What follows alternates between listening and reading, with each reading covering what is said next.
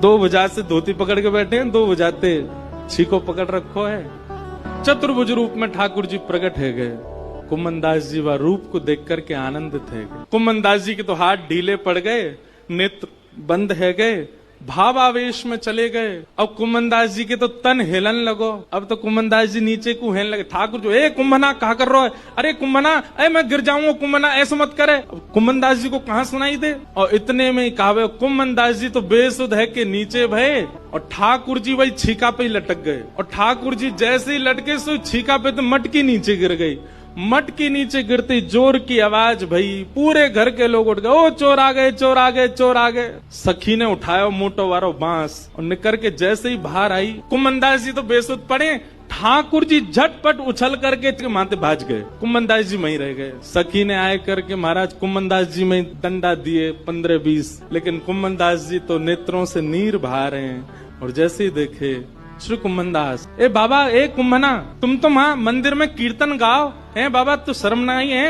अब घर में चोरी करवे आयो है, मक्खन चुरावे आयो? जो मक्खन ठाकुर जी के काजे निकालती वह तू चुरावे आयो? तब कुमनदास जी ने ये बहुत सुंदर पद गाया, तू है सखी बड़ भाग बड़ी, नंदलाल तेरे घर आवत है। कुमनदास जी चरणों में गिर गए उस सखी के और बोले, मैंने पूरे विश्व को उनका यश गाते हुए सुना। अरे सखी तेरे धन्य भाग, कल रात्रि में ठाकुर जी तेरो यश मुंह को सुना रहे। बोले ऐसे मक्खन निकारे, ऐसे मटकी में धरे, बाको घर यहाँ है, यहाँ कुए, ऐसी है वैसी है, तेरो यश ठाकुर जी गावे। पर ये तेरो यश गावत है, पर ये